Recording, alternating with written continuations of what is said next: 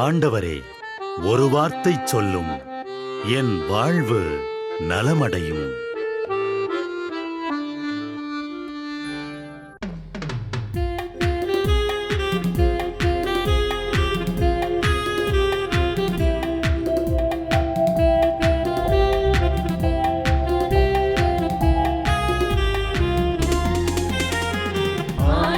வார்த்தை வல்லமை தருவது அல்லேலூயா.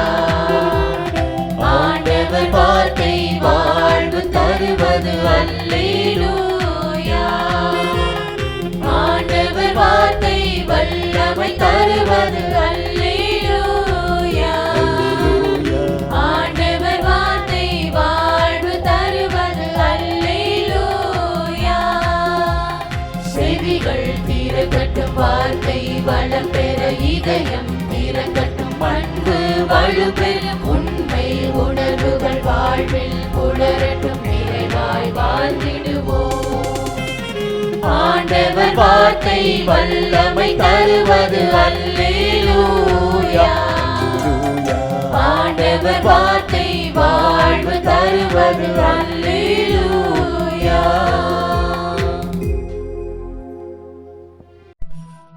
திருப்பாடல் 67. கடவுளே, எம்மீது இறங்கி எமக்கு ஆசி வழங்குவீராக. உம் திருமுக ஒளியை எம்மீது வீசுவீராக. அப்பொழுது உலகம் உமது வழியை அறிந்து கொள்ளும். பிற இனத்தார் அனைவரும் நீர் அருளும் மீட்பை உணர்ந்து கொள்வர். கடவுளே, மக்களினத்தார் உம்மை புகழ்வார்களாக.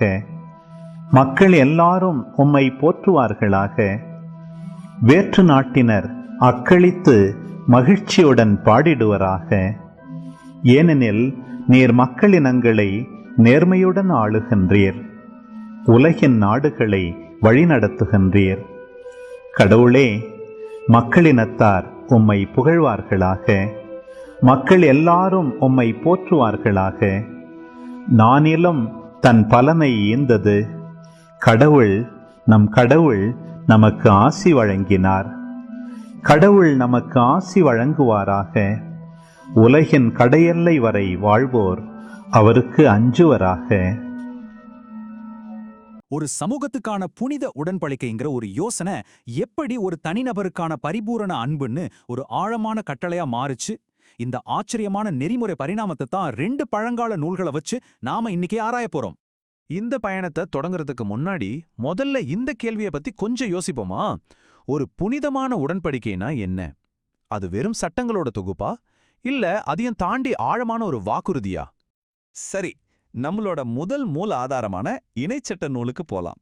இங்கதான் மோசே ஒரு மக்களுக்கும் அவங்களோட கடவுளுக்கும் நடுவுல ஒரு அடிப்படையான ஒப்பந்தத்தை முன்வைக்கிறார். இது வெறும் அழிவுரை கிடையாதுங்க, ஒரு சமூகம் மொத்தமா பின்பற்ற வேண்டிய கட்டளை. இங்க ஒரு முக்கியமான விஷயத்த கவனிங்க. இது ஏதோ சட்டத்தை கடைபிடிக்கிறது மட்டும் இல்ல, இது ஒருத்தர் தன்னோட முழு இதயத்தோடும் முழு உள்ளத்தோடும் நிறைவேற்றணும்னு சொல்லப்படுது.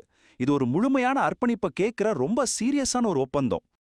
ஆனா இந்த புனிதமான வாக்குறுதி ஒரு வழி பாதை கிடையாதுங்க. இது ஒரு 2-வே ஸ்ட்ரீட் மாதிரி.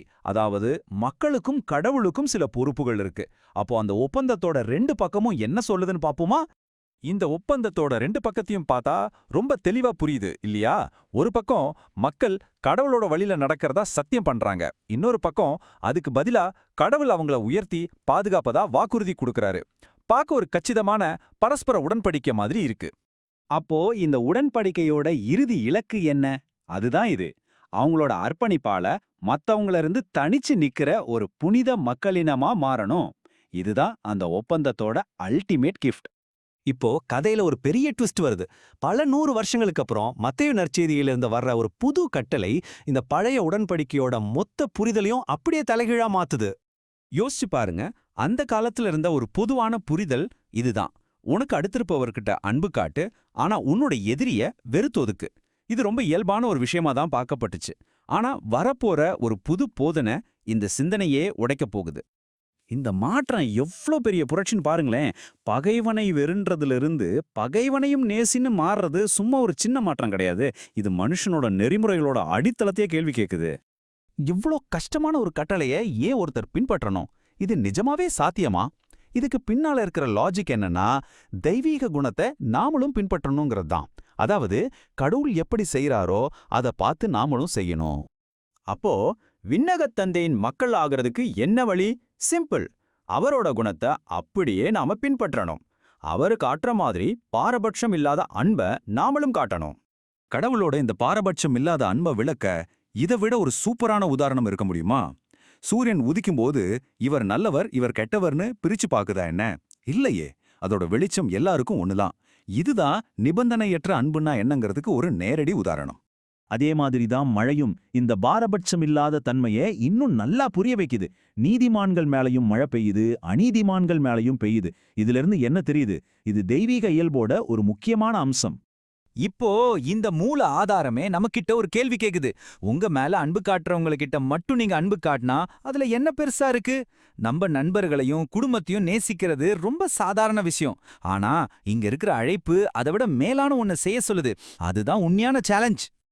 இந்த போதனையோட உச்சக்கட்டம் ஒரு ஃபைனல், ரொம்ப ஆழமான ஒரு சவால்ல தான் இருக்கு. இது வெறும் ஒரு ரூல் கிடையாது. ஒரு மனுஷன் அவனோட வாழ்க்கையில அடைய வேண்டிய இலக்கா இது முன்னாடி வைக்கப்படுது. இந்த நெறிமுறை பயணத்தோட சிகரமே இதுதான்னு சொல்லலாம். ஆக ஆரம்பத்துல ஒரு உடன்படிக்கையின் கீழே புனித மக்களினமா இருக்கணும்னு சொன்ன கட்டளை இப்போ பரிபூரணமானவங்களா மாறணும்னு ஒரு அழைப்பா உருமாறி இருக்கு. இது ஒரு முழுமையான மிகப்பெரிய மாற்றம். நம்ம இந்த ஆய்வை ஒரு பதிலுடன் முடிக்க போறதில்ல, ஆனா ஒரு ஆழமான கேள்வியோட முடிக்கிறோம். மனுஷ இயல்புக்கே ரொம்ப சவாலா இருக்கிற இந்த பரிபூரணத்தை நோக்கிய பயணம் அது உண்மையிலேயே சாத்தியமான ஒண்ணுதானா? இது நீங்க யோசிக்க வேண்டிய கேள்வி. திருப்பாடல் 92. ஆண்டவருக்கு நன்றி உரைப்பது நன்று.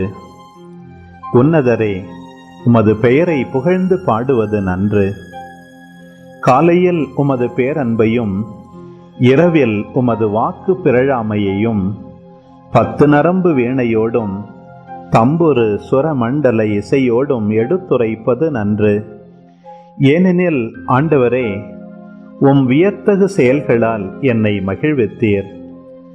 உம் வலிமைமிகு செயல்களை குறித்து நான் மகிழ்ந்து பாடுவேன். ஆண்டவரே, உம் செயல்கள் எத்துணை மேன்மையானவை, உம் எண்ணங்கள் எத்துணை ஆழமானவை. அறிவிலிகள் அறியாததும் மூடர் உணராததும் இதுவே. பொல்லார் புல்லை போன்று செழித்து வளரலாம், தீமை செய்வோர் அனைவரும் பூத்து குலுங்கலாம். ஆனால் அவர்கள் என்றும் அழிவுக்கு உரியவரே. நீரோ ஆண்டவரே என்றுமே உயர்ந்தவர். ஏனெனில் ஆண்டவரே, உம் எதிரிகள், ஆம் உம் எதிரிகள் அழிவது திண்ணம். தீமை செய்வோர் அனைவரும் சிதறுண்டு போவர். காட்டெருமைக்கு நிகரான வலிமையை எனக்கு அளித்தீர். புது எண்ணெயை என்மேல் பொழிந்தீர். என் எதிரிகளின் வீழ்ச்சியை நான் கண்ணார கண்டேன். எனக்கு எதிரான பொல்லார்க்கு நேரிட்டதை நான் காதார கேட்டேன். நேர்மையாளர் பேரீச்சை மரமென செழித்தோங்குவர். லெபனோனின் கேதுரு மரமென தழைத்து வளர்வர். ஆண்டவரின் இல்லத்தில் நடப்பட்டோர் நம் கடவுளின் கோவில் முற்றங்களில் செழித்தோங்குவர். அவர்கள் முதிர் வயதிலும் கனி தருவர். என்றும் செழுமையும் பசுமையுமாயிருப்பர். ஆண்டவர் நேர்மையுள்ளவர், அவரே என் பாறை, அவரிடம் அநீதி ஏதுமில்லை என்று அறிவிப்பர். இந்த வாசக பகுதியில இருக்கிற ஒரு மிகப்பெரிய வாக்குறுதி தான் இந்த தலைப்பு. எப்படி ஒரு சாதாரண மக்கள் கூட்டம் கடவுளுக்கே சொந்தமான ஒரு தூய மக்களினமா மாறுறாங்க. வாங்க இந்த உடன்படிக்கையோட ஆழமான அர்த்தத்தை நாம ஒன்னா சேர்ந்து பார்க்கலாம். இந்த முழு விஷயத்தையும் நம்ம புரிஞ்சுக்கணும்னா இத ஒரு ஆழமான 2 பக்க ஒப்பந்தம் மாதிரி பார்க்கணும். இது ஏதோ ஒரு ரூல்ஸ் புக் கிடையாதுங்க. இது ஒரு பரஸ்பர அர்ப்பணிப்பு. ஒரு பக்கம் மக்கள், இன்னொரு பக்கம் கடவுள். 2 பேருமே இதுல முழுசா தங்களை ஈடுபடுத்திக்கிறாங்க. இந்த ஒப்பந்தத்துக்கு பேரு தான் உடன்படிக்கை. இது சும்மா ஒரு பிசினஸ் டீல் மாதிரி இல்ல. இது ரொம்பவே புனிதமான, மீறவே முடியாத ஒரு வாக்குறுதி. சொல்லப்போனா கடவுளே ஒரு மக்களினத்தோட போட்டுக்கிற ஒரு உறவு பாலம் இது. சரி, இந்த அடிப்படையோட நாம உடன்படிக்கையோட முதல் பகுதிக்குள்ள போகலாம். எந்த ஒரு ஒப்பந்தமா இருந்தாலும் அது ஒரு முன்மொழிவிலிருந்து தான் ஆரம்பிக்கும் இல்லையா? இங்க கடவுள் தன்னோட நிபந்தனைகளை சொல்றாரு. இதுதான் இந்த உறவோட ஸ்டார்டிங் பாயிண்ட். இந்த இடத்துல இன்று அப்படிங்கிற வார்த்தையை கவனிச்சிங்களா? இதுக்கு ஒரு பெரிய அர்த்தம் இருக்கு. இது ஏதோ ஒரு காலத்துல நடந்த ஒரு சரித்திர சம்பவம் மட்டும் கிடையாது. இத கேக்குற ஒவ்வொரு தலைமுறைக்கும் இந்த அழைப்பு உங்களுக்கும் தான் அப்படின்னு ஞாபகப்படுத்துது. சோ இது ஒரு பழைய கட்டளை இல்ல, இது ஒரு உயிரோட்டமான நிகழ்கால அழைப்பு. அப்போ கடவுளோட கட்டளை தான் என்ன? ரொம்ப சிம்பிள். அது 2 ஸ்டெப்ஸ் தான். ஸ்டெப் கொடுத்திருக்கிற சட்டங்களை நிறைவேற்றணும். ஆனா அதை விட முக்கியமான விஷயம் 2வது ஸ்டெப்ல இருக்கு. அது ஏதோ கடமைக்குன்னு செய்யாம உங்க முழு இதயத்தோட முழு ஆன்மாவோட செய்யணும். இங்க முக்கியம் செயல் மட்டும் இல்ல, அந்த செயலுக்கு பின்னால் இருக்கிற உங்க முழுமையான அர்ப்பணிப்பு தான். அதுதான் இந்த ஒப்பந்தத்தோட ஆணிவேறு. சரி, இப்போ கடவுள் தன்னோட பங்குக்கு கட்டளையை சொல்லிட்டாரு. இனி நாம இந்த ஒப்பந்தத்தோட அடுத்த பக்கத்தை பார்க்கலாம். இதுக்கு மக்கள் என்ன பதில் சொல்றாங்க? அவங்க எப்படி இதுக்கு தங்களை அர்ப்பணிக்கிறாங்க? இதோ மக்களோட பதில் வருது. இது சும்மா சரிங்க அப்படின்னு சொல்றது மாதிரி இல்ல. இது ஒரு உயிரோட்டமான அர்ப்பணிப்பு.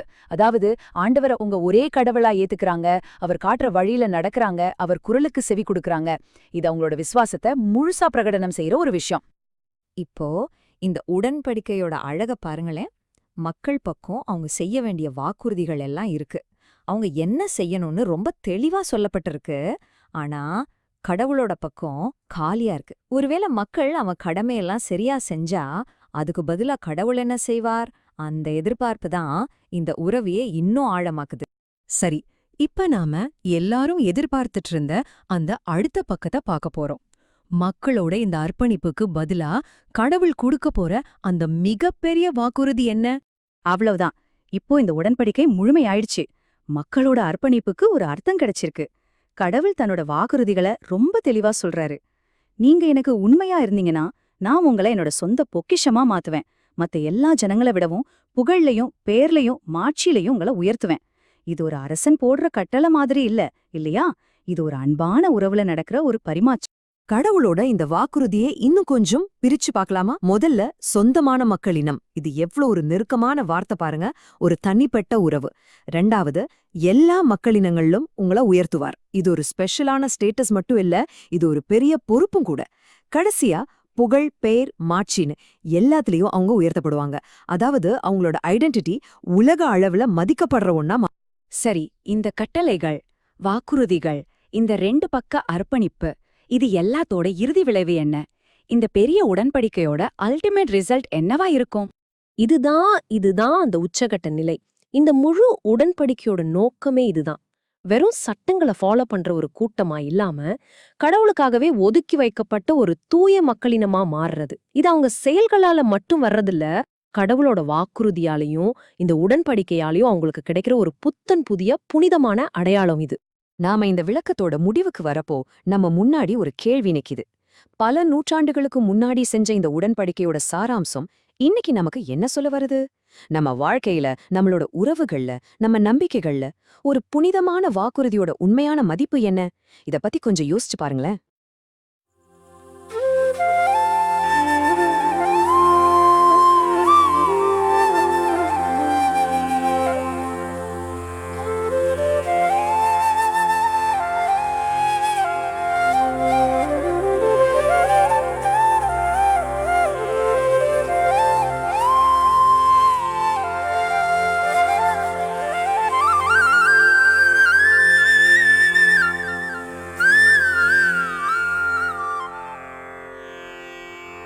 தந்தை, மகன், தூய ஆவியின் பெயராலே ஆமென். வானகத் தந்தையே இறைவா, உம்மை போற்றுகிறோம். இயேசுவே ஆண்டவரே, உம்மை போற்றுகிறோம். தூய ஆவியானவரே, உம்மை போற்றுகிறோம். மூவொரு இறைவா, உம்மை போற்றுகிறோம். அருள் நிறை மரியே, எங்கள் ஆண்டவரின் தாயே, உம்மை போற்றுகிறோம். எங்கள் வானக தந்தையே இறைவா, கடந்த இரவு முழுவதும் எங்களை காத்து கண்ணயரச் செய்த உமது அருள் அன்புக்காக நன்றி கூறுகிறோம். நீர் தந்த இந்த புதிய நாளுக்காக நன்றியோடு உம்மை போற்றுகிறோம். எங்கள் வாழ்வில் ஒரு நாளை கூட்டித் தந்தமைக்காக உமக்கு நன்றி கூறுகிறோம். எங்கள் இயேசுவே ஆண்டவரே, காலைதோறும் உமது அருளன்பால் இரக்கத்தால் எங்களை நிரப்புவதற்காக நன்றி கூறுகின்றோம். இந்த நாளில் நீர் எங்கள் மீட்பராகவும் ஆண்டவராகவும் நல்ல ஆயனாகவும் இருந்தருளுமாறு உம்மை வேண்டுகிறோம். இயேசுவே, இன்று எங்களோடு தங்கும். எங்களை எமது விருப்பப்படியன்று உமது திருவுளப்படியே வழிநடத்தும். எங்கள் தொழிலை, முயற்சிகளை, உழைப்பை, படிப்பை, வேலைகளை ஆசீர்வதியும். தூய ஆவியானவரே, எங்கள் வழித்துணையாளரே, இன்று முழுவதும் எங்கள் ஞானமாய், ஆற்றலாய், சக்தியாய் இருந்தருளும். தீமைகளை வெல்ல இந்நாளில் எங்களுக்கு மன உறுதியை தாரும். எங்களை சந்திப்பவருக்கு அமைதியை, அன்பை, ஆறுதலை கொடுக்கும்படியாக எங்கள் உள்ளங்களையும் இல்லங்களையும் உமது தெய்வீக அமைதியால், அன்பால் நிரப்பியருளும். மூவொரு இறைவா, இந்த நாளையும் எங்களையும் எங்கள் எண்ணங்களையும் செயல்பாடுகளையும் பயணங்களையும் ஆசீர்வதியும்.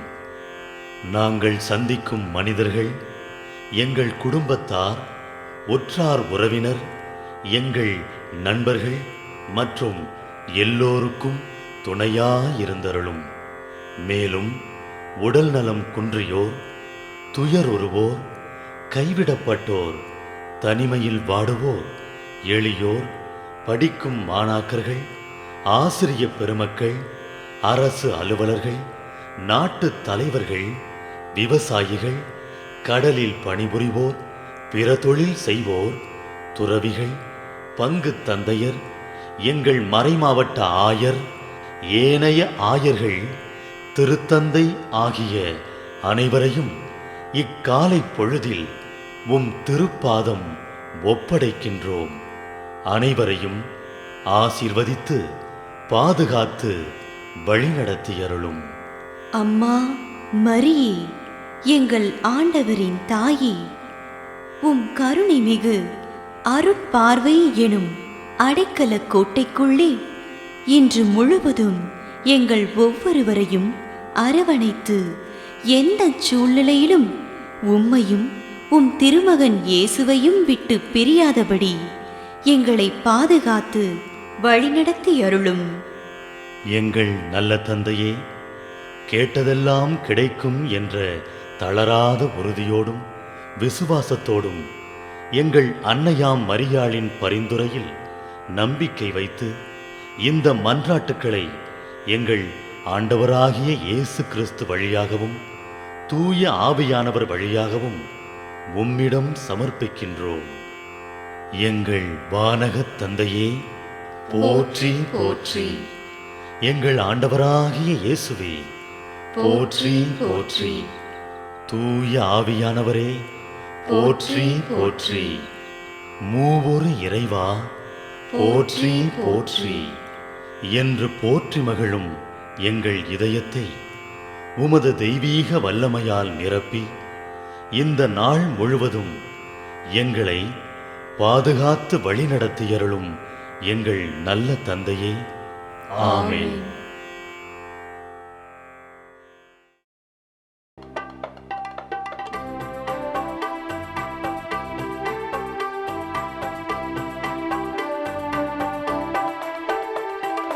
விண்ணுலகில் இருக்கின்ற எங்கள் தந்தையே, உமது பெயர் தூயதென போற்றப் பெறுக. உமது ஆட்சி வருக. உமது திருவுளம் விண்ணுலகில் நிறைவேறுவது போல மண்ணுலகிலும் நிறைவேறுக. எங்கள் அன்றாட உணவை இன்று எங்களுக்கு தாரும். குற்றம் செய்வோரை நாங்கள் மன்னிப்பது போல எங்கள் குற்றங்களை மன்னியும், எங்களை சோதனைக்கு உட்படுத்தாதேயும், தீமையிலிருந்து எங்களை விடுவித்தருளும், எங்களை விடுவித்தருளும். அருள் நிறைந்த மரியே வாழ்க, ஆண்டவரும் உடனே பெண்களுள் பேறு பெற்றாய் நீயே. உன்னுடைய திருவயிற்றின் கனியுமான இயேசுவும் ஆசி அருள பெற்றவர்.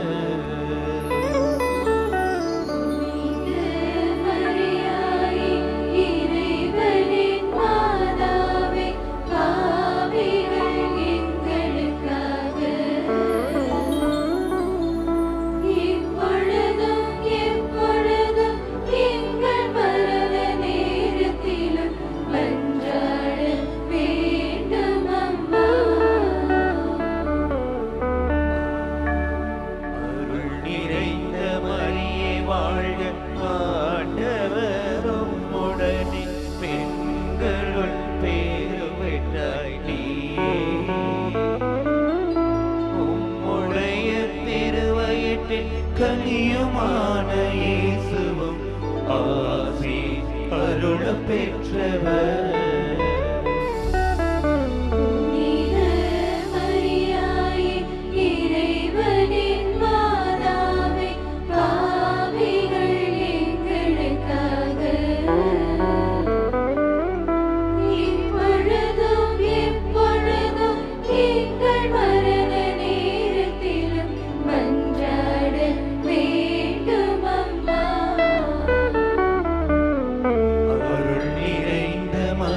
வாழ்க, ஆண்டவரும் உடனே பெண்களுள் பேறு பெற்றாய் நீயே.